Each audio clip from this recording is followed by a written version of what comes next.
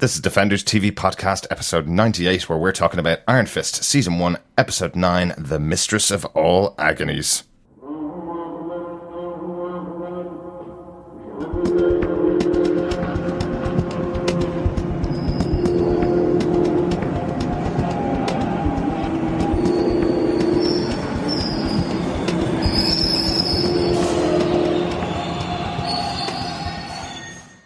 Welcome back to Defenders TV Podcast. This is episode 98 of our podcast talking about Iron Fist, season 1, episode 9, The Mistress of All Agonies.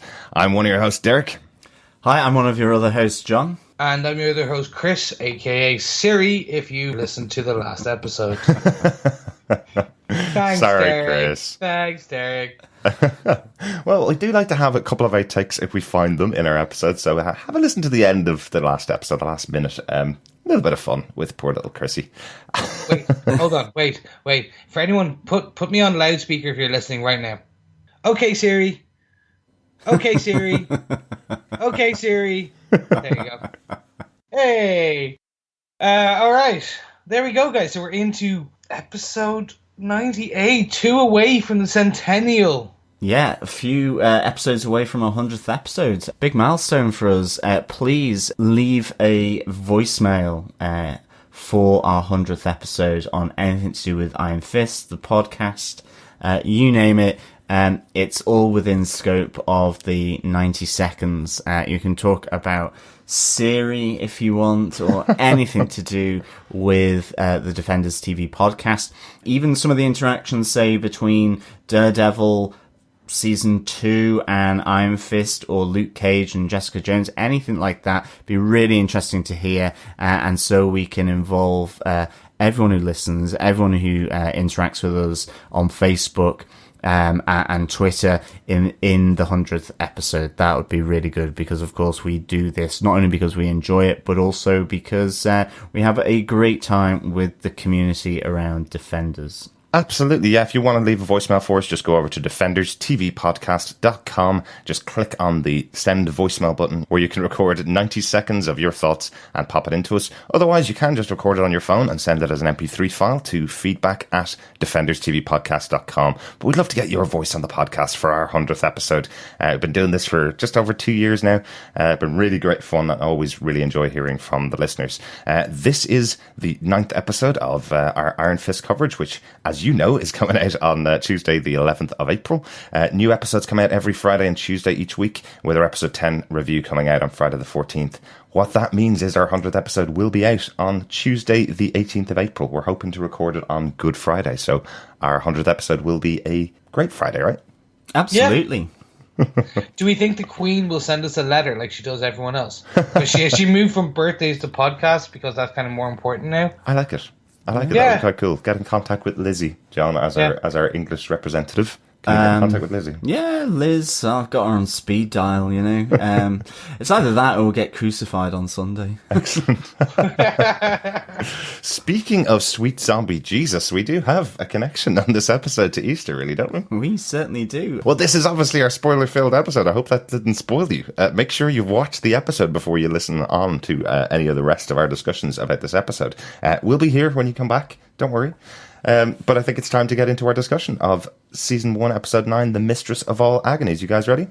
Absolutely. Derek, tell us, what are the details? Well, this episode was written by Jet Wilkinson. She's written some episodes for Winners and Losers, about 8 of them. Done loads of American TV shows like How to Get Away with Murder and Bull. But she is most well known, and I love this, for directing 120 episodes of the Australian TV soap opera Home and Away. Isn't that cool? That's awesome. Home and Away. I love that show. That's it. We're blaming Ronaldo for this one. I know he must have. We only know 2 Australians, Ronaldo and David. So one of you guys we're blaming for this one. Well, thanks for sending us Jet Wilkinson to write this episode. It's really good of you.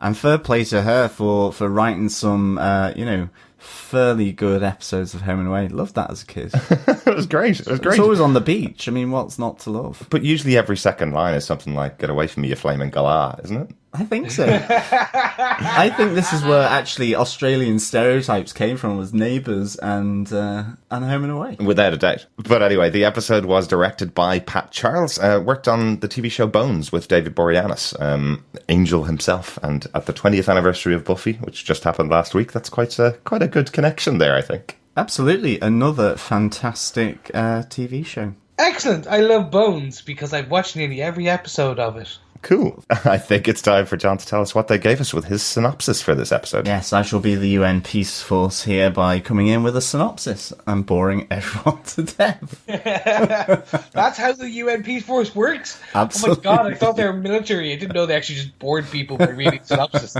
Today in the Great War. So, John, do you want to give us your synopsis for the episode? Sure.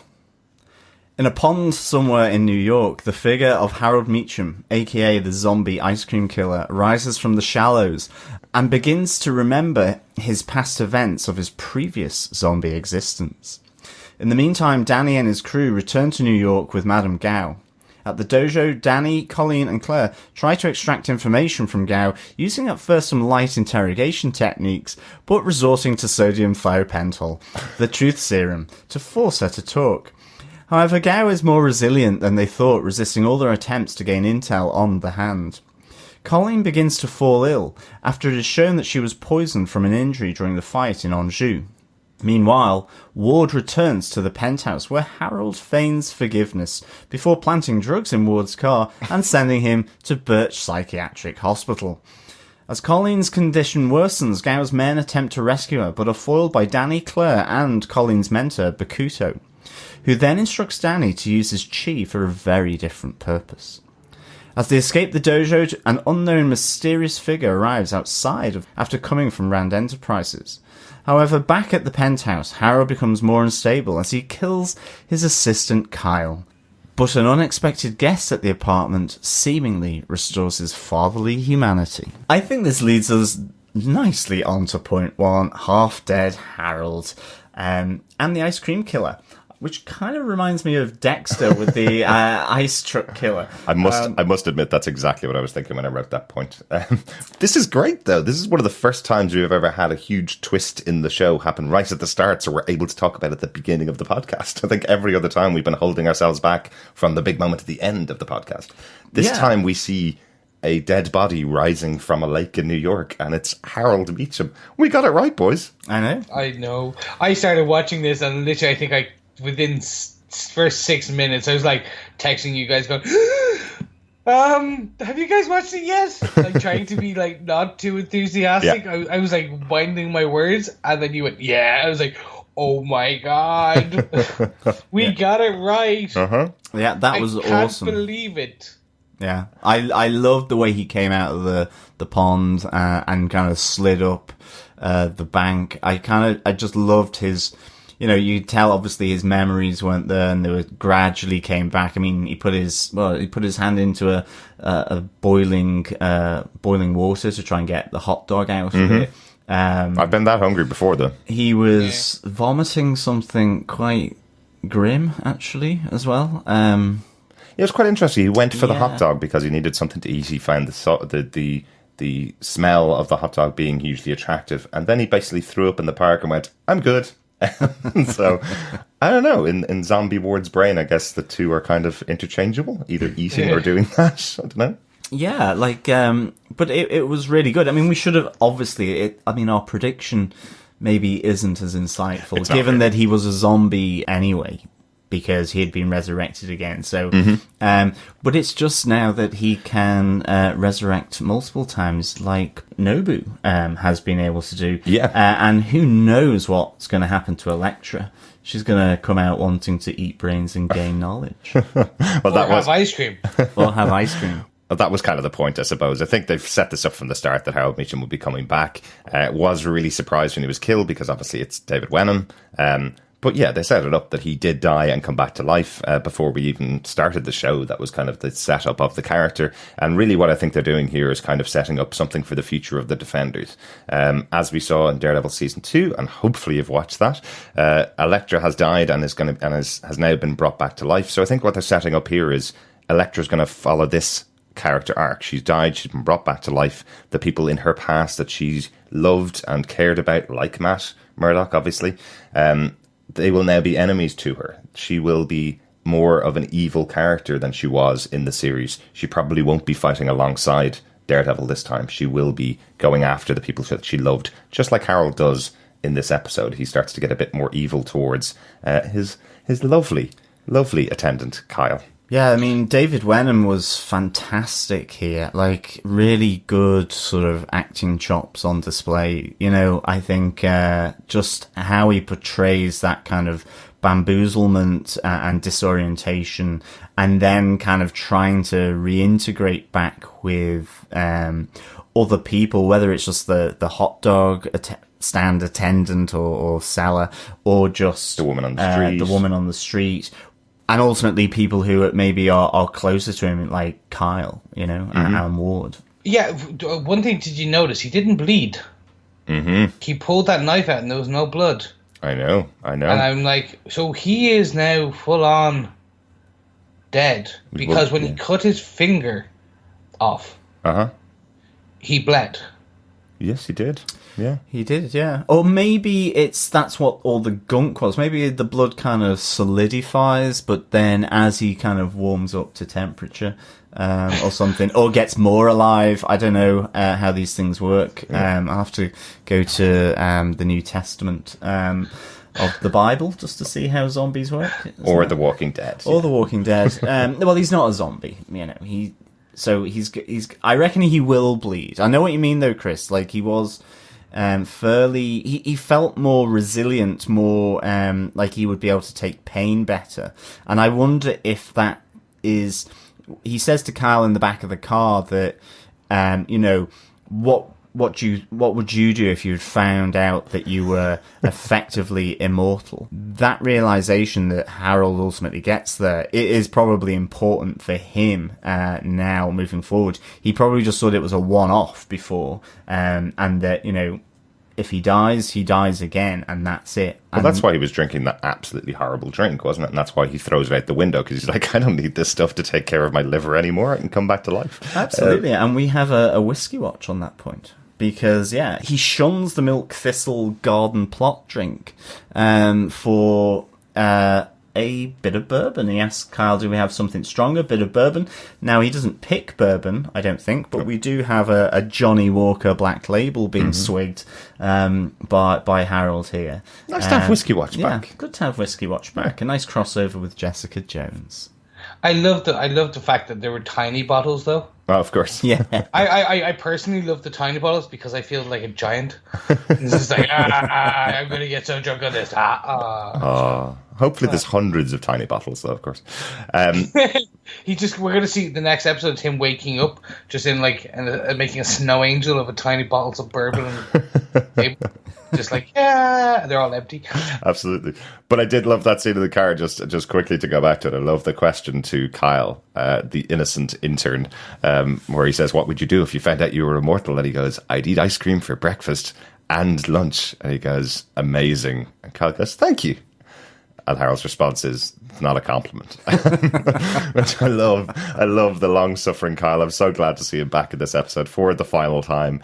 Chris, I know you held back on talking about Kyle because you knew there was something coming up with the character because of how disastrously he was treated by Harold in the first couple of episodes. Do you want to talk about Kyle now, since you probably won't get another opportunity? He's gone. I think there was just the sniveling intern persona, if you want to call it that. I've never liked it. I think it just cut too close to home in my own personal professional life at the beginning of my professional career. I was going to say that until you said sniveling intern, and then I was like, oh, this is going to be really cruel if I say that was that too close to you, Chris. Was he an intern? He a personal assistant. I don't think we call them that. We call them admins now, administrators. Yeah. Personal administrators. Yeah. But anyway, I think... Because this is how we met first, Chris. This is how myself and Chris first met in a job. Chris came straight out of college and worked for the same company that I worked for. doing this type of work very late into the night, many nights in a row. So I know when Kyle appeared on the show, I suddenly kind of went, oh God, Chris isn't going to like this character at all. No. I thought you would have had empathy, Chris. You would have felt for his kind of plight, yeah. Yeah, but who likes just vanilla ice cream? Seriously. Come on.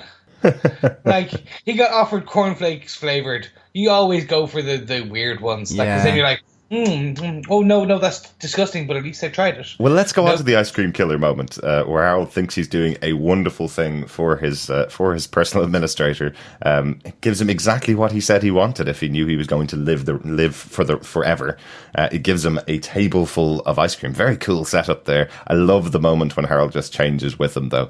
He's looking at the full suite of every single flavour you can possibly imagine, and Kyle goes, do you have any vanilla? That's kind of all I can take. Yeah, biggest mistake ever. Absolutely. Kyle, what were you thinking? Oh my goodness.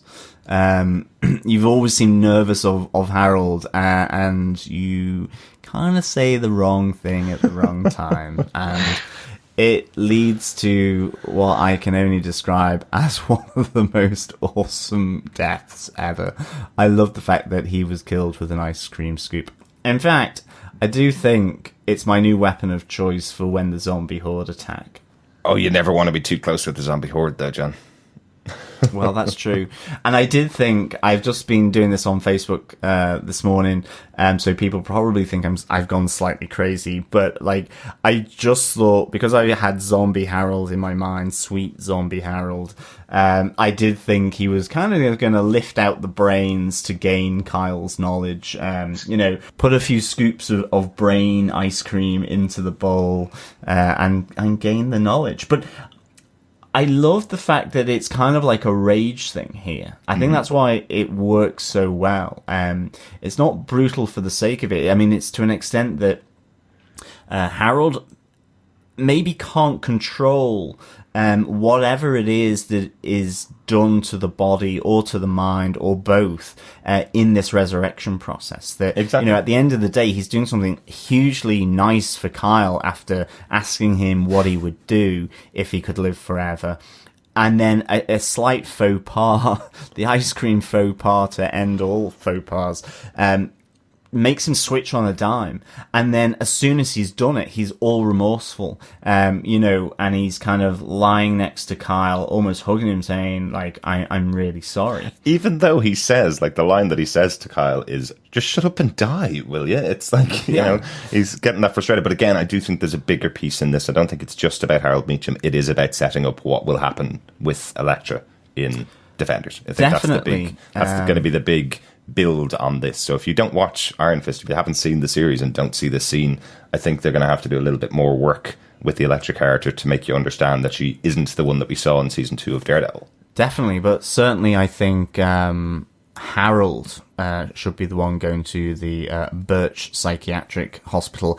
We also get some more exposition from Hai King Yang, the leader of the Hatchet Men, when Ward goes to visit him as well, who, talks about sort of ancient legends and stories about this process, and that ultimately people who have been resurrected using this method tend to go after and destroy the ones they love. And we see this obviously in this episode for one of his siblings. Yeah, John, I'm going to jump in here because I think that actually perfectly brings us on to our next point and how kind of the tables have turned on Ward. Like, we have Birch, Heroin, it's all going downhill. Absolutely, yeah. It really is. We talked about, okay, how far would they actually take the fall of Ward? And what we're seeing is that he's probably becoming more and more comfortable with this break that he has, and it's becoming the norm. So he's being able to put on a face of normalcy while still, literally, he's taking heroin. Yep. He's hooking it right to his skin. Well, kind of. Yeah. He's definitely using it. Definitely using this new version of the heroin that has been developed by Madame Gao's people. He's definitely got a taste for that.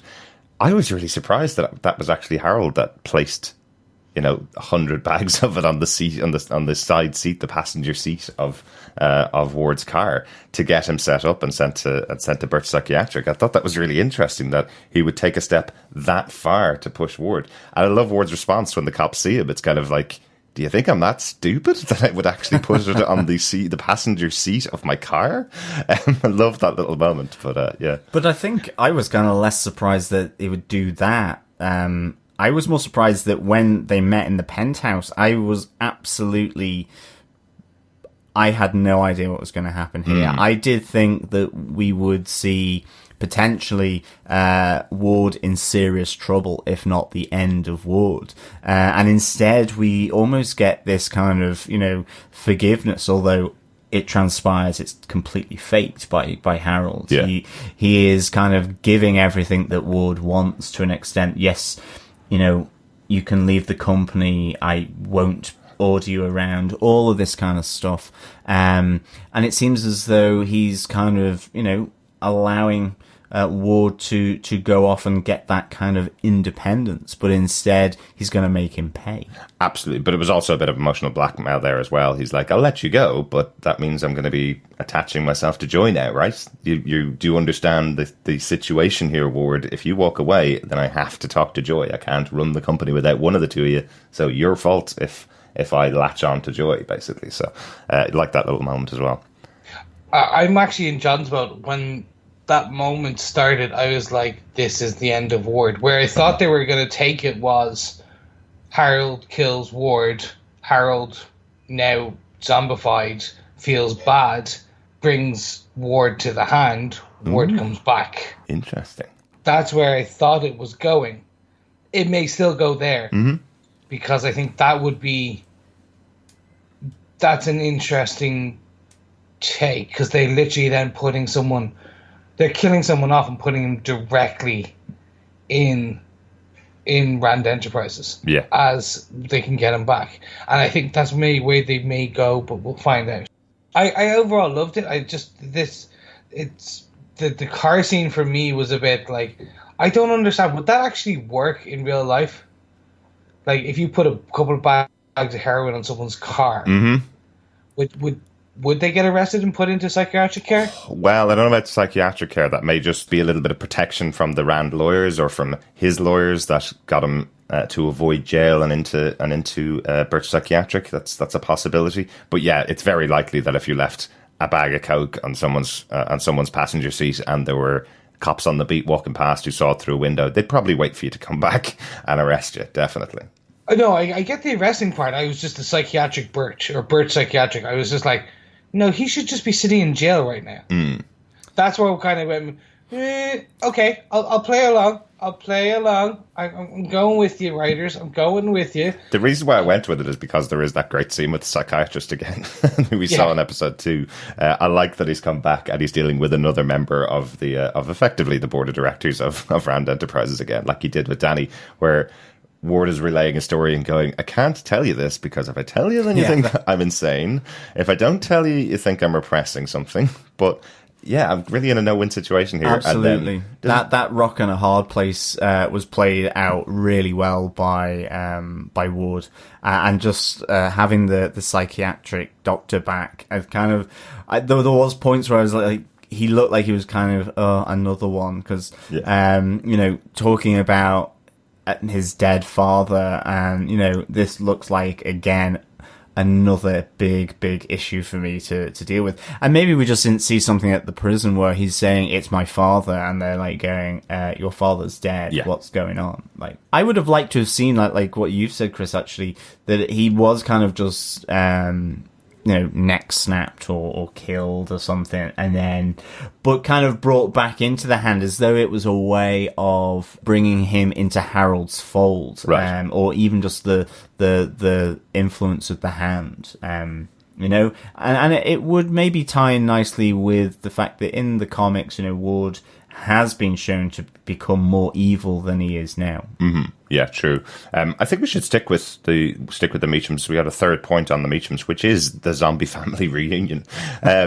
So as I mentioned, yeah, the big purpose here for Harold is that he's saying, I'll get rid of Ward and now I'll join back up with Joy. So Joy now, after 12 years of thinking her father's dead and working every single hour of every single day to keep Rand Enterprises afloat, really, she suddenly finds out that Harold is alive. So do we think that he is now going to be using her to control the corporation, get her back on the board? Will she understand what's going on? Like, it's quite a significant thing to try and take in, that her father's not dead. This is going to go one of two ways. This is what I literally, that scene ended for me, I'm like, oh, how are they going to play this now? Mm-hmm. She's going to go into shock, and it's going to be, how could you? I never want to speak to you again. I'm going to run and tell Danny. Danny's going to tell me, oh, I actually knew. Well, she's going to go, well, screw you, Danny, and screw you, Ward. Right. And she's going to go off on her own. And that's going to be like her arc to a degree slightly done. And they're setting her up as an antagonist of Danny. Or the other way is, yes, she's actually going to go, okay, Harold is going to do something like, someone's after me. You have to help me, etc., etc., etc. Pulls on her on emotional strings. Then Danny will come in. She'll go, oh, you knew? Oh my God, great. Blah, blah, blah. Episode 12, episode 13, Harold will kill someone right in front of her, or kill multiple people right in front of her. And that would be the straw that breaks the camel or the human's back in this case. All right. And then she goes, oh my God, my father's an evil, crazy zombie. Okay, let's process this internally, and I'm going to go a bit Deborah Ann Wall, where it's kind of very much I've seen some shit in my past life.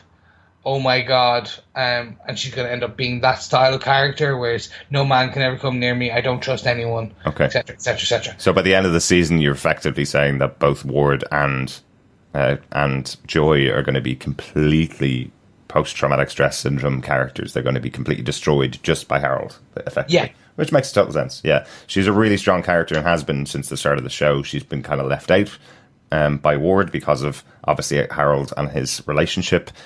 So she's been running a huge multinational corporation, so a really strong character, and seeing her also fall because of the return of Harold will be quite an interesting story, I think. Yeah, I mean, I actually thought Joy's reaction on meeting her father, I thought it was really good, actually, because it's one of those kind of scenes where you're going, how do you play it? It's kind of like, as you say, Chris, how do you react to that kind of thing? I mean, is it just complete breakdown? Is it complete pushback and whatever? And she kind of, I think, because Ward has shown her this penthouse, maybe, she realizes that there's something that isn't being told here, behind the doors. And of course, Harold's there opening them up all along the way to draw her in, and so that it puts what Ward was doing in context. So I kind of like the way she handled this, Joy, that it was kind of like daddy kind of thing. And but then as they're hugging, as he's kind of like reassuring her and so on, there is this element of absolute sort of semi-horror starting to appear on her face, that or just distress, I suppose. Yeah. That what the hell is going on here? Yeah, absolutely. So I thought this was played really well, because I mean it's something that could have just completely altered how you took in that scene. I thought she played it really well here. Yeah. A question quickly, if you guys remember, did Joy say that she saw her father die, or was it Ward that said he watched his father die and then come back to life? I can't remember whether Joy actually watched him die or whether we've heard her say it. They both saw him dead, and then the hand took him away and put him in. So we assume they put him in the vase. But the deal was made before he died, so I think Ward knew about the deal, but Joy didn't know about the deal. I'm just wondering if she is now seeing her father after she saw him die, if you know what I mean. Well, she don't think she saw him die. I think she saw him dead. Right, okay. At the funeral. Okay. because he was pretty open casket. Okay, it wasn't slightly disfigured or anyway. Yeah. Yeah, he's a good-looking man. What I'm trying to say is they're not going to close the coffin on him. It's just like give the women one last look before they put him in the ground. Good old David. Hey, it's a morbid episode. I'm trying to go with gallow humor here. I like it. I think it's time to crack on to the other big point. The big point that is the follow up to episode 8. The one we were waiting for really is the interrogation of Madame Gao, or lack thereof. Or lack thereof, or kind of. No, there was definitely some interrogation. I thought there was some really unintentional comedy in this.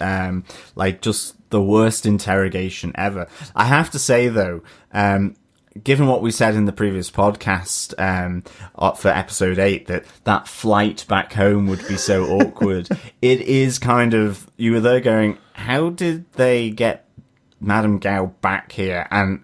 yes, how awkward was that flight back with her sat there? And it does kind of actually, there's two things here for me on this. I love the fact that Gao comes back fighting. You see her resilient, calm, collected, but fierce towards her adversaries, even though she's tied up. To me, that is Gao. And so that ending of episode 8 to me doesn't make sense anymore. And it really doesn't, where she kind of just is supplicant to Danny taking her away. And even if it was just from the shock of him showing the power of his chi, she has seen an Iron Fist before. It's not like this is new to her. And then there's this whole thing of how do you get her back to New York, obviously on the plane. How do you get her through customs? I don't know. Bound and tied or however they did it. And it makes me feel that they should have just set that whole thing in episode 8 in New York rather than in China. 100%. So that's just to qualify a few things from the last episode 8. I do realize I probably went down a bit of a downward negative spiral for episode 8. But I love the fact that Gao is back fighting. I also kind of like just the really bad interrogation techniques, really. There's a lot of punches just short of her face. That was cool, actually. I did like that from Danny. How it, just showing the control that he has. But, it almost feels as though Gao is turning the tables on them here, seeing the fracture by breaking them down. I love that kind of table being turned, and that's why I did love these scenes. Is purely I really did like these scenes, and it was just how Gao is just who she is. Fantastic, absolutely. So yeah, I'm kind of in serious agreement with John on this. So yes, I feel that in retrospect, I may have gone slightly too hard in episode 8 in a negative sense. Looking back, I rewatched it before episode 9. Mm-hmm. The issues we raised are still there, but it's potentially, it's like when you overanalyze something to a degree, potentially it can break down. What, like having a 13-episode podcast about a TV show? No. That's just fun. But no, yes, I agree with you. At this point, they should have actually just agreed that, that whole scene or scenes took place in New York, in Chinatown. I think the only reason they had the scene in China was so that Claire and Colleen, to an extent, could experience what it was that had caused Danny's PTSD. I think there was no other way to show it other than him being on a flight, and they decided to plug the flight into the episode. I almost feel that the scene, as written in the original script, did take place in New York, in one of Gao's factories in New York, and then they plugged in this flight scene, because otherwise it doesn't make any sense. Actually, you're right. That, like, thinking about it, that makes more sense. Yeah. But then what you could have done is... Why fly 8 hours back with Gao, not discuss anything with her, and interrogate her or have any discussion with her from China, get her back, put her in a chair in the dojo, unless it was a 5 or 10 minute drive from the warehouse. Like, because he was flying her first class on a private jet. You don't want to ruin that experience for her. Like, think about it. Like, it's probably her first time on a private jet. She's all like, "Oh my god, could I have some champagne? Like, could you feed it to my mouth since I'm tied to this chair on the flight?" And there's some caviar on those tiny little the bellinis, the tiny little bits of caviar. It's like, she may be our prisoner, but we're not evil. And he just starts like giving her champagne and caviar. Looking back on it, John is right. This shouldn't have, and I agree, Derek. Actually, if we think about it, that was the reason they did this. Mm-hmm. As an interrogation scene, I found it was literally good cop, bad cop, cop. Like, that was literally, they had a good cop, a bad cop, and a sick cop. Yeah. And I'm like, okay, I get it. Right, well, let's go on to a really good positive for this scene, if you don't mind. Gao versus Claire Temple. What a cool scene. Finally, we have Madame Gao mentioning the other defenders by name. Yeah, absolutely. Really cool. We've waited 9 episodes, plus a season of Daredevil, plus a season of Luke Cage, plus Jessica Jones as well, where they never really mentioned the characters by name. And we finally have Gao staring down Claire Temple and going, "You're attracted to people of power. You're like Luke Cage, like Daredevil, like Danny Rand, because you want to be a person of power. Because if it hasn't happened for you, young lady, yet, it's never going to happen." I thought this was really cruel and a really good use of Gao's brand new power, her ability to get under your skin. Absolutely. I think this is what made this whole interrogation scene absolutely worth it. Yes, they were failing in doing it, and that's because they were up against Gao, and it was tables are turned. I loved how she effectively interrogates Colleen Wing as well, talking about her master. Like, so, and have you told Danny yet? So she knows her secrets. We have this undermining of Claire's motivations and connections with the other defenders of Luke Cage and Daredevil, as well as with Iron Fist. And I think that's why it was kind of utter abject failure by Colleen, Claire, and Danny to extract information, yet Gao is playing them back. And that to me that's what I loved about these scenes. I think as well, when she does get the truth serum injected into her, there's that moment where you think it's working, and maybe it did just for a very brief moment of time, but then Gao kind of comes round and says, do you think that would have worked on me? Again, showing just how resilient she is. But we get to see that maybe she worked on Danny's mum first to get her a foothold into Rand Enterprises, to meet Danny's dad, and obviously that there's a slight dig at Danny's parents by her during this scene, again undermining his sensitivities. So I really enjoyed this interrogation scene from Gao's point of view. Absolutely. I think one of the things that's really strange though, and it's picking up something that you said on the last podcast, Eric, is that even though we got those snippets of information of Danny's story and of now the reveal of in name form of Luke Cage and Daredevil, it is the Meacham storyline that is fleshing out compared to Danny's. And it's a bit off kilter to some extent that the main protagonist of this series really is still slightly in the shadows with regards to what he's doing, why he's doing it, and who he's up against and why.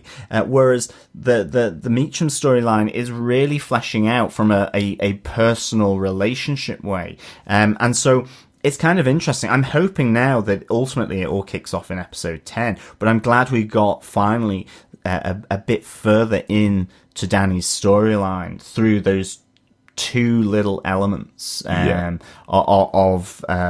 Gao fighting back while she's bound to that chair. I think you're right. In terms of the over kind of like Danny's story not being fleshed out, I think it's a third act thing. based on a mysterious stranger, which we'll probably talk about later. We are right on the cusp of learning more. I think it just feels like there are characters now that have been brought in much more significantly in this episode that are going to flesh out Danny's story now, because that's what we need. Exactly. I think so. I think this is. So the first part would be like you can pretty much assume would be Danny's return and how that impacted everyone. Part 2 is the Meachums and the change of the Meachums. Mm-hmm. So that is what we're getting now, and which will be resolved in episode 10, which is Ward's break, Harold's second death and return as Zombie Harold, and Joy's now induction into the dark side, if you want to call it that, almost. Right. But which will be potential. Mm-hmm. And then I think end of episode 10, 11, 12, 13 will be, okay, let's tie up and explore Danny more, and then so that it ends right before. I just caught what I said there, by the way. Okay, so let's tie Danny's storyline up and explore more of his background and history. I think that's where we're going to end up seeing that. That's that. Going into getting into Claire's mind. Mm-hmm. I'm happy that they finally introduced the other two characters. Like, just by name check, that's all we've wanted. Yeah. Because it just acknowledges everything leading up to the Defenders, which we always say. Everything's leading to the Defenders. Yeah. They haven't built that bridge yet, but it looks like they may begin now. And it also gives you a huge piece of information about Gao. She does know exactly who Luke Cage is. She knows exactly who Daredevil is. She's been studying them and she's aware of them, even though Luke Cage had no connection with her in his TV show or in his appearance in Jessica Jones. And she doesn't know Jessica Jones either. Very, very clear again that she doesn't make any mention of Claire's dealings with Jessica. So it does give you a little bit of insight into Gao and the fact that she is monitoring these street level superheroes, or these street level heroes. So but like I'm assuming that's how it's going to be. Yeah, she's a mob boss. She knows every cop on that beat, if you want to call it that, and she knows their weaknesses and etc. She knows that Claire is the big squeeze of Luke Cage, and she's going to play that. And I think that's why this piqued my interest. Absolutely. Specifically, that 2 lines. So the interrogation of Gao getting into Claire's head, I like that because it's showing. We've talked about this. The actress who plays Gao and the character that they're doing is okay. She's got one hell of a punch. We've seen that 3 times now, I believe. Yeah. Throughout the very series, throughout the very series, I should say. But her big skill is taking down people mentally. Seems like it. Like she was able to battle on a war of words with Wilson Fisk.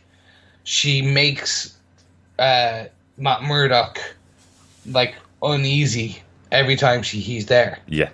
Or I should say Daredevil. Because I don't think she at this point she doesn't know who he is. Right. Yeah. No, she had the conversation with Daredevil in season 2, which we just actually watched the other night again. Just the conversation that she had with him, and wanted to make sure that whether there was a connection between her and the Hand in Daredevil, and there wasn't. Is what we worked out. She has her own faction effectively, and she's given Daredevil guidance in season 2, kind of working with my enemy's enemy kind of thing. So she wasn't really connected with the overarching villain of Daredevil season 2, but she gave him some guidance within the show. Yeah, and with that now, I'm starting to see it's becoming. Hand is similar to Hydra. It has many heads, many fractions, all trying to do the same thing. I see that's where it's going. Absolutely. So we throughout the 2 Daredevil, or the 1 Daredevil, and now Luke Cage. They're cutting off small pieces of their fractions, and they're going to end up get the culmination of that in Defenders. Absolutely. So the overall, I enjoyed it. Again, John, I'm agreeing with you. This unfortunately came off slightly more comical, maybe, than they wanted. I'm not sure. I think they're aiming for a little bit lighthearted. Yeah, I just think a little bit lighthearted. I found a few more guttural laughs than I should have. Okay. I think it was not. It was probably just. Yeah, I again, gallow humor. I think some people would probably find it like just enough laughs or probably too many or too little kind of thing. And I because of that gallow humor I enjoy, probably found it too humorous. Yeah. Right. Like right. the one thing I was going to say is I nearly screamed when they did the punch that stopped just in front of her. I was like, no! I thought it was fab. It looked great, but then I was just waiting for him to put out his finger and go, doop! And then they'd be like, okay, yeah, that's perfect. I wish he kind of just fired up the fist there right in front of her face. Yeah, that would have been a really, really cool image, I think. I mean, I think as well, it's a difficult balance to have effectively the heroes doing something like interrogation. It's kind of a bit like with Jessica Jones when they did the Purple Man, they had to put him in, the chamber. Yeah. You have to be really careful. I think with Jessica Jones, that conflict of how far you go was explored more than in this, definitely. But I think as well now, this kind of segues nicely into point 3 with, the reappearance of Bakuto, because we have, during the whole interrogation and capture scene of Gao, that we see that Colleen starts to get increasingly ill, and we find that she has been poisoned through probably some kind of nick that she picked up from the fight in Anjou. It was right, yeah. It was the knife fight that she had, Yeah. that we were speaking about in the last episode. So we see her gradually deteriorate over the course of this interrogation, to the point where she requests her former sensei and mentor Bakuto, who appears, which was good because, again, I think this helps just to flesh out these elements here, certainly for Danny and the connections and relationships here. Yeah. But we have a really nice scene here where Bakuto starts to mentor Danny in terms of the power of his chi and how he harnesses it for something other than punching through doors. That's right. Really interesting here. So the point is kind of made by Bakuto here that Danny doesn't have all of the knowledge that he needs as the Iron Fist. He's effectively telling him here something that we've kind of guessed throughout the series, that Danny is not as experienced with his knowledge of being the Iron Fist. So perhaps it's something that he took and left Kunlun just after becoming the Iron Fist, that he didn't have years of experience. The 15 years that he spent in Kunlun were training, and he may have only become the Iron Fist a couple of months ago, kind of thing, before he left and came back to New York. That's really interesting. Yeah, I think we raised this in one of the previous podcasts. That was what we were thinking, that he seems so inexperienced. This also then leads to us explaining potentially why he has an issue using the Iron Fist, using that power. He is untrained. Exactly. Yeah. He does not know he can use his chi for healing. He can't always summon it as he wants. The iconic usual images we think of Iron Fist with his two fists glowing and running towards a battle in the comic books. Yeah. That's him in 5 years. Basically, we're seeing Act 2 of the origin. Yeah, Proto-Fist. Absolutely. Yeah, Proto-Fist. Yeah. I think that's a better name. Let's call him that. I like it. And there was actually a piece of feedback that we got in over on Twitter from Alan Shavit-Lunstein, who says, great podcast as usual about our last podcast. And he says he sees Danny like Luke Skywalker leaving Dagobah, untrained and childish, but with potential. That kind of does sound right, doesn't it? Yeah, it sounds like a really good way of describing it, actually. I think that, I mean, we knew he was kind of a bit tempestuous. We knew he hadn't fully got his chi on in that sense. But like we see now that he, does have it as a healing power. Yeah, we mentioned in episode 4 that there was a moment with Colleen where he puts a plaster onto her and she seems to be healed a little bit quickly, and I kind of made the mention. I wonder, was this the MCUing of Danny's healing chi, that he's just very good at taking care of people? They didn't show his hands brightening up or anything like that. But in fact, no, they were actually going full comic book. He just didn't have the power. He didn't know he had the power at that point, and uses it for something here to cure Colleen. It looks like quite a painful way of curing her anyway, but it does look like it cures her. Yeah, but it's painful for her, but it's painful for him. I mean, he's completely knocked out, and I think, we see him then being taken away in 2 massive black 4-wheel drives. So, like, Bakuto is, his connections, I suspect, will get revealed, hopefully in the next couple of episodes. Yeah. Just one thing I want to go back to, because you used a very good word there, John, earlier on. Colleen is slowly, gradually poisoned, which I think is really interesting. If you noticed in the last episode, when one of Gao's followers was stabbed or was hit by the poison, he was killed almost instantly. He died very quickly. If we take into account the timeline here, we're talking at least 8 hours flight from China. At least. Potentially. Or a 15-minute drive from Brooklyn, obviously. But there's that, there's the interrogation that's going on, and Colleen succumbs over many hours, it seems.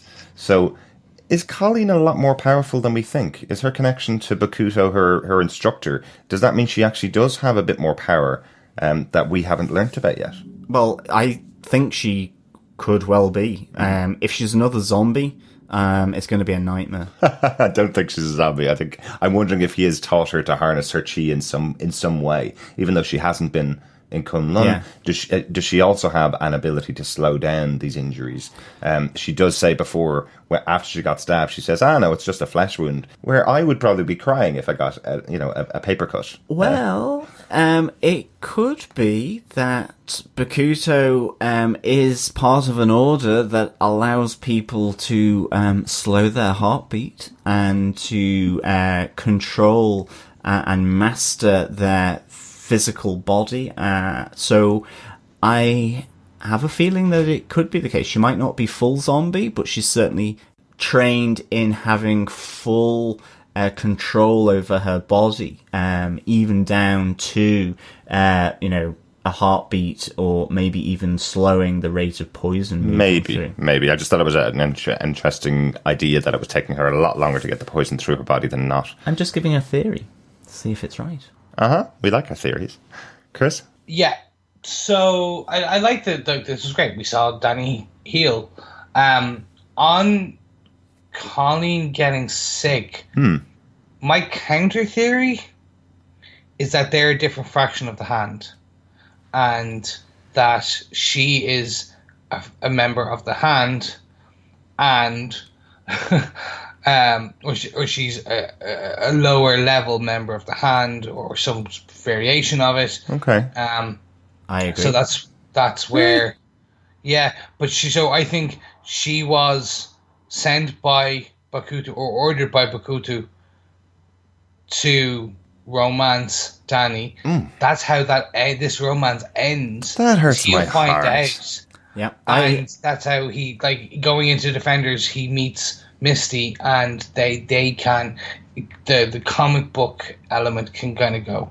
Yeah, I would agree with that. So I'm the only one that thinks they're possibly part of Styx Order. Possibly so. I would agree with Chris at the moment on this until I'm shown otherwise. I think when saying that she can control her body, I think that's like the ninjas we saw in Daredevil 2. And just how they can control their how they move, their heartbeats, and all of this. Okay. I think it's another faction of the hand, because Madame Gauss has a really interesting thing. As he's being told to heal Colleen by Bakuto, and how to channel his chi in that healing way, that effectively she says you're walking into a trap. This will be really interesting. So I think it is really possibly as complex as that. Okay. So just to make sure we're all clear. So we've got the faction of the hand that was after Daredevil, Gao's hand tribe, or Gao's hand group, and the reason why she's so scared of Bakuto when he arrives. Why are you here? She says as he arrives at the door, is because he's a third faction of the hand. Yeah. And my theory is that he's a member of Styx group. Yeah. Which has incorporated Daredevil into the group effectively as well. So that's my theory, and that's you guys. Interesting to see how that will play out in future. So we have finished our points, but I think we have one more person that we do need to talk about, because there was some quite big scenes from a new visitor to New York in this episode. Absolutely. Do you reckon this person is Davos? I mean, we've kind of been saying that this person's Davos, that homeless person in China was Davos, that Bakuto was possibly Davos, that I think one of the ladies selling the drugs could have been Davos. Don't think we went that far. You know, but here we see, this figure. He looks like he's just come off a year round the world, a gap year. Yeah, kind of like Danny. Yeah, kind of like Danny. He dresses better, though. He does. Yeah, and in fairness, he can make ninja flying stars out of tinfoil. Now, if he can make it out of baking paper, I think that would be even cooler. This is awesome. I absolutely love the ninja flying stars. Felt sorry for the guy who owns the truck. I thought that was a bit harsh on him. But yeah, we see him first outside of Round Enterprises, kind of looking a bit shifty. In fact, I think he bumps into Harold. He sees Harold. Oh, he sees him, yeah. And then finally, as Danny is being whisked off by Bakuto in the back of his 4-wheel drive, he's there outside of the dojo looking up, probably seeing all of Gao's guards hanging from their zip lines outside of the windows, like kind of Chinese lanterns. Maybe, yeah. Just need a little light on each one. So yes, this is entirely possible. This is Davos. In fact, we do kind of know, because as we've said before, we do put on the subtitles, and there are things called credits at the end of the episodes as well, both of which tell us that this is Davos. Finally. Hooray! Yes. Okay, so really sorry about all of our theories about who Davos could be. I think it was because he was one of the first characters mentioned early on in the season by Danny Rand, saying that my friend Davos, so we knew he was coming at some point. I kind of didn't expect him to be coming this late in the series, but I'm really glad he's here. He's pretty darn cool. He looks cool. Will he be a force for good, a force for change, or a force for evil? It'll be interesting. Yeah, we'll see. I think we're going to get a Baron Mordo style. I think you might be right. Piece here. Interesting. He'll join with Danny. He won't agree with what Danny's become. And by episode 13, he's, like, screw you, Danny, you're my arch enemy. Okay, I think it's simpler than that. I think he's arrived in New York with the sole purpose of finding Danny, but not to be on his side. I think I mentioned it a couple of episodes that I think that Danny has run away from Kunlun when what did they say, the realms aligned? It only aligns every 15 years in this TV show. I think Danny's escaped, run away, and Davos is here to bring him back because he is supposed to be the protector of Kunlun. He seems a bit too vicious with beating up the first guy he meets and creating tinfoil throwing stars to throw at the wall. I was wondering how this plan was going to work out for him, because, if you're waiting for Danny to turn up to work, maybe 11 o'clock the following morning, and he's sitting in this food van, is he going to be like, selling hot dogs to people exactly for 3 or 4 hours before it arrives? Because you can't just stand there with queues of New Yorkers outside going, no, I'm just, the chef's off today. I'm just taking care of the van for 3 or 4 hours. So luckily he got a bit of a tip off as to where to go. I wasn't sure how the actual plan was going to work out though. Yeah, no, I'm not sure how he got the tip off, by the way. That was interesting. He followed the chi. It could be that. Actually, I mean, like he, he is another character who's imbued with mystical knowledge as such. Now, whether he has some of the powers that we know he can have from the comics, which is, that he can also call on the powers of the chi. Interesting. But we don't know that yet. So it will be interesting to see how this character gets integrated now into the Iron Fist. Absolutely. Right, finished top 5 points, and a little note there, I suppose, or a big note there. Chris, any notes about the episode? The big one, we just mentioned the food truck. That food truck is from the promo art in the Defenders. Interesting. I don't know. So somehow this will play in, or they just had the prop left over from Iron Fist, and they went, that would look good. Is this the photo shoot that was done with the Defenders, is it? Or yeah. Because that was done by Entertainment Weekly, wasn't it? Yes. Yeah. So it could have been just the prop because Iron Fist was filming at the time. But yeah, it'll be interesting to see if this continues. This is Davos' van now as he travels around New York, or it's the Defender van. I was more going for the Davosmobile. I like it. I like it. Da-da-da-da. At least you'll never go hungry. Or the mystical machine. And he will have Scooby-Doo. I like it. I like it. Yeah, it was Harold. Let's see what's under the mask. Oh, it's just his skin. Oh, sorry. Nice. My other note I just wanted to quickly jump on is Danny does actually finally mention in full that he did, in fact, fight a dragon in a cave. That's right. In order to earn the Iron Fist powers. Yes. So at least there's something there. I don't think we're going to see it. Oh, please say we see it. I hope we see it. I really do. Please say the reason that we got low budget China in the last episode is because we're going to see a dragon. We'll probably see a flash of eyes. Okay, that's cool. Like, I'm good just with like that. 2 eyes looking at you. I'm good with that. Yeah. Chris, any other notes? Yeah, my the final note is I believe this is the episode that finally gives us the first mention of Colleen's grandfather, Kenji Ozawa. So in the comics, which is great because in the comics he was the one who trained her and gave her the white sword too. Very cool. Very nice, yeah.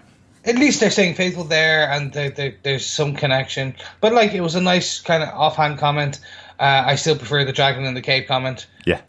If we were comparing comments. For this Well, episode. absolutely, Yes. of course. Well, with that, Chris, do you defend this episode of Iron Fist, Season 1, Episode 9, The Mistress of All Agonies? I do. I found the pacing off, unfortunately. Okay. But we discussed this. We actually discussed this off air again. Just because, it is around this time, episode 8, 9, 10, where there's always one episode around those times in every series where we're a bit like, this is exposition and filler. That's all he gave us, really. Which is fine. I suppose you have to do it. You have to expand stories. Some of it was just like, oh, you could have just put that scene in somewhere else. Right. But we did see some great pieces. We saw our most outlandish ideas of, Zombie Harold. Like, that's going to happen. Oh, wait, damn it. So, I'm just putting this out here. My theory about a giant hand coming out of the hole in New York actually is looking slightly more plausible now. Just slightly. Just ever so slightly, but it's plausible. A little. We saw a zombie come back. Come on. For everything that I kind of sniggered at, like for the interrogation, etc., I found other things I liked. I liked the Davos reappearance. I liked trying to figure out who the hell Bakuto is. I liked the ending. A simple ending. Yeah. But powerful, and again, a Netflix one is powerful enough that I was like, oh, Derek won't know. If I just 10 seconds of the first episode. I will fine. always know, Chris. I swear you actually have like an implant in the back of your head that goes, he's watched ahead. He's found out, John. He is. Derek is actually Harold Meacham. Ah. He's got cameras all over your apartment. Oh, don't say anything like that. I Be think we should. very afraid. Mr. FBI, we're only joking. But so I do defend this episode, but just again on par. Just if I had to do a John on it, I'm like 4 zombies out of 5. Interesting. Very good. Speaking of which, John, do you defend Season 1, Episode 9 of Iron Fist? I do defend this episode of Iron Fist. I think you may have taken my star rating there, Chris, but I had a slightly different one. I would give this 4 sweet zombie Harolds out of 5, or maybe actually 4 ninja stars. Tinfoil ninja stars at that out of 5. I thought this was a good bounce back from episode 8. I think definitely for me, I think David Wenham coming back from Beyond the Pool as Harold, and his interaction with Ward and with Kyle and with Joy, I thought was really good. I mean, David Wenham is fantastic in this role. He does scary what's he going to do really, really well. I thought the ice cream baller attack on Kyle was like completely unexpected, but that shift in his tone around the table with the ice cream after Kyle really does put his foot in it, really. And then great to see Gao back as this fierce lady who really kind of turns the tables, even though she's been strapped to the chair for the full episode, turns the tables against Colleen, Claire, and Danny. But there's also the great promise here from, Bakuto coming in, teaching Danny how to use his chi for healing, but also seeing Gao's reaction to him. Who is Bakuto and who is Colleen? Really intriguing for developing over episodes 10 and 11, as well as now this mysterious, not so mysterious figure of Davos arriving in New York. And seeing Danny getting whisked away by Bakuto. Yeah. So really, I think, as you were saying, Chris, this final act sort of starting to really break down and explore Danny, I think is going to be most welcome, and I think it started in this episode. So yeah, absolutely, full suite zombie Harold's holding a brain baller in his hand out of 5. Derek, do you defend this episode of Iron Fist? I absolutely defend this episode. I really like these kind of episodes where we get some new setup to take us into the rest of the season. Seeing Bakuto back is cool. Seeing Davos coming into the episodes finally. And seeing, obviously, David Wenham's Zombie Harold coming back in. It's pretty cool. I don't rate episodes very often, but if I was, it would probably be 3.5 ice cream scoops to the head, probably would be my rating for this episode. Really good, above average, above minimum, I suppose, and exciting to see what we're going to see in the future. That's it for our discussion for this episode of Defenders TV podcast. We are on episode 98. Make sure you send in your feedback to us if you can for episode 100. Email us over at feedback@defenderstvpodcast.com or record a little bit of your thoughts over on our website at defenderstvpodcast.com. Or you can rate us over on iTunes, just like Video Mook did. We got our first rating this season over on iTunes. We haven't actually asked for very many of these, but really nice to get a review in. It was titled Excellent Podcast and a 5-star review, which I absolutely love. Thank you so much, Video Mook. He says, such a great in-depth podcast on all things Marvel. They look for the positive in everything and deliver the goods with light-hearted banter. We're all about the bants here at Defenders TV Podcast. Absolutely. Thank you, Video Mook, for that very kind review for us. Hopefully you didn't listen to my moanings on episode 8, but we are normally very upbeat. I think I was still fairly upbeat nonetheless. That was no Fox Fantastic Four reboot episode. Oh, God. Oh, yeah. Oh, I remember that. Don't you be worrying, guys. So, of course, if you want to leave a review of our podcast or indeed subscribe like one of our hosts has recently, then of course please head on over to defenderstvpodcast.com/iTunes, or you can search obviously Defenders TV Podcast in any good or evil podcast catcher. Please subscribe to the podcast, and of course if you leave a review, that's absolutely brilliant. Thank you so much. If any of you are wondering, it was me. I forgot to subscribe. I don't know. It was just like we're in it. I'm like, is it a bit like, I don't know, is it a bit like self-flagellation? You're kind of like, oh yeah, here, listen to myself on the radio. Ooh. I was like, no, I just forgot. It's more that you need to listen to the outtakes from episode 8 because, that's hilarious. We've got a little bit more feedback from our Facebook group over at facebook.com/groups/Defenders TV Podcast. Jeff Giles says, I like the way Harold had to slowly start remembering who he is. I wonder what the process has done to Elektra. Has Madame Gao done this, or has she long lived in some other way? Interesting points there, Jeff. Yeah, I'm wondering, is it turning into Marvel Zombies over on over the Iron Fist show? Yeah, I think we talked a bit about what we think the effect might be on Elektra in the show. Yeah, has Madame Gao done this, or has she long lived in some other way? Yeah, she said that she's thousands of years old, or hundreds of years old anyway, in the show. So yeah, it'll be interesting to see if she's just been brought back to life by the hand and she's gone through the same experience as Harold has, or is she possibly long lived into the way? Yeah, interesting question, Jeff. Robert Phillips says, opening pre-credits and the house resounds to me yelling, call this at the iPad. Then it was not appreciated. Yeah, I'd say the people in the house were wondering what the heck you were talking about, Robert. And don't forget, guys, we also do have the marvelous Marvel Feedback Prize this season. So if you go over to our website at defenderstvpodcast.com, you can leave us voicemail feedback, and you too could get a marvelous Marvel prize. Yes, yeah, absolutely. Yes, by now we should have our photographs up on our Facebook group. Come join us over on facebook.com/groups/Defenders TV podcast if you want to see the photos of what is in that wonderful Marvel prize. You should see them as of the day we're recording, the 8th of the 4th. We should have the post up there. Absolutely. And of course, we will be back on Friday, the 15th of April, with our review and thoughts of Iron Fist Season 1, Episode 10, Black Tiger Steals Heart.